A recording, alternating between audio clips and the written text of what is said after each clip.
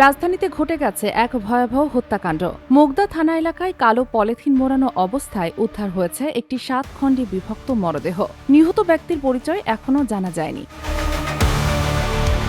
রবিবার দুপুর ১টার দিকে মুগদা থানার প্রথম গলি আব্দুল করিম রোডের একটি বাড়ির নিচতলার ফাঁকা জায়গায় স্থানীয়রা কালো পলিথিনে মোড়ানো খণ্ডিত মরদেহটি আবিষ্কার করেন। তারা তাৎক্ষণিকভাবে 999-এ ফোন দিয়ে পুলিশকে অবহিত করেন। প্রাথমিক তদন্তে জানা গেছে নিহত ব্যক্তি একজন পুরুষ। মরদেহটি মাথা ও বাম হাতের বাহুসহ ৭ খণ্ডে বিভক্ত অবস্থায় পাওয়া গেছে।